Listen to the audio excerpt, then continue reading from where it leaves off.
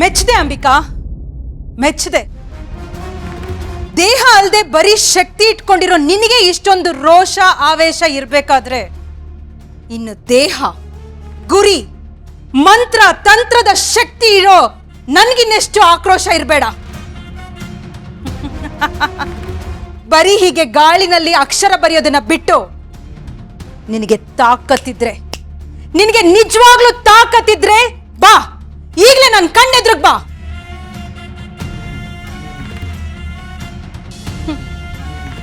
ನಿನ್ನನ್ನ ಕಟ್ ಹಾಕಿ ಈ ಪ್ರಪಂಚದಿಂದಲೇ ನಿನ್ನ ಅಸ್ತಿತ್ವ ಅಳಿಸ್ ಹಾಕೋ ತಾಕತ್ತು ಈ ಮಾಳ್ವಿಕನ ಮಂತ್ರಕ್ಕಿದೆ.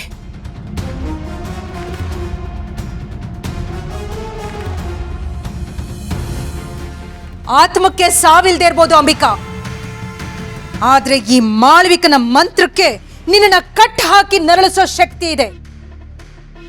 ಬೆಂಕಿ ಜೊತೆ ಸರಸಬೇಡ, ಗಾಳಿಲೇ ಲೀನವಾಗೋಗ್ತೀಯಾ.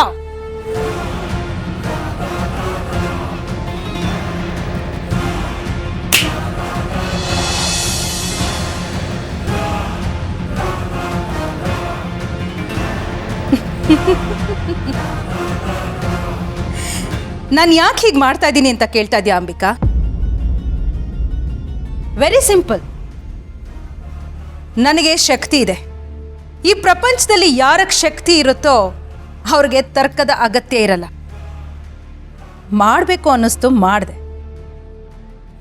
ಬಹುಶಃ ನೀನು ಹೀಗೆ ನರಳೋದನ್ನ ನೋಡೋದು ನನಗಿಷ್ಟ ಇರ್ಬೋದು, ಅಥವಾ ನಿನ್ನ ಈ ಆತ್ಮದ ಅಹಂಕಾರ ಮುರಿಯೋದು ನನಗೆ ಬೇಕಿರಬಹುದು.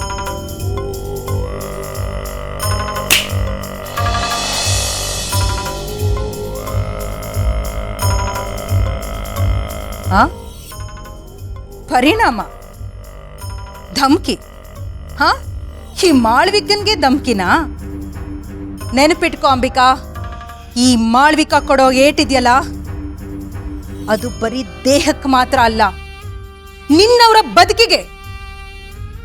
ನಾನ್ ಕೊಡೋ ಈ ಏಟನ್ನ ಸರಿಪಡಿಸೋದಕ್ಕೆ ನಿನಗೆ ಈ ಜನ್ಮ ಮಾತ್ರ ಅಲ್ಲ, ಇನ್ನೊಂದು ಜನ್ಮ ಎತ್ತು ಬಂದ್ರು ಅದನ್ನ ಸರಿಪಡಿಸೋದಕ್ಕೆ ಸಾಧ್ಯ ಆಗೋದಿಲ್ಲ.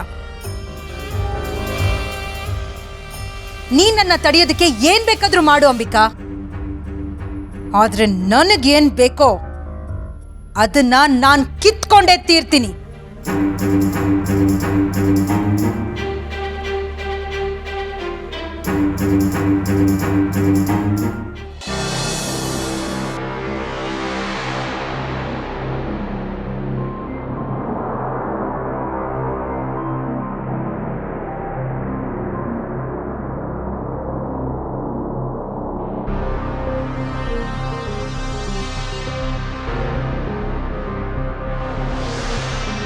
ಶಾನ್ವಿ,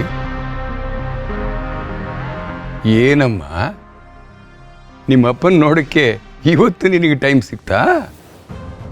ಇಲ್ಲಾಂದ್ರೆ ಯಾವಾಗಲೂ ನಿನ್ನ ಫ್ರೆಂಡ್ಸು, ನಿನ್ನ ಮೊಬೈಲು ಇದರಲ್ಲೇ ಬ್ಯುಸಿಯಾಗಿರ್ತಾ ಇದ್ದಿ? ಹಾಗೇನಿಲ್ಲಪ್ಪ, ಸುಮ್ಮನೆ ಬಂದೆ. ಯಾಕೆ ಮಗಳೇ ಇಷ್ಟೊಂದು ಡಲ್ ಆಗಿದ್ಯಾ? ನಿನ್ನ ಮುಖ ನೋಡಿದರೆ ಯಾವುದೋ ವಿಷಯ ನಿನ್ನನ್ನು ಕಾಡ್ತಿರೋ ಹಾಗಿದೆ.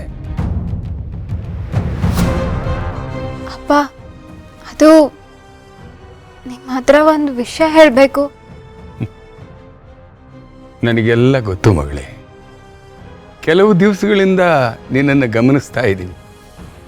ಏನೋ ಹೇಳೋದಕ್ಕೆ ಬರ್ತೀಯಾ, ಅರ್ಧಕ್ಕೆ ನಿಲ್ಲಿಸಿ ವಾಪಸ್ ಹೋಗ್ತೀಯ. ಏನಾದರೂ ಪ್ರಾಬ್ಲಮ್ ಇದೆಯಾ?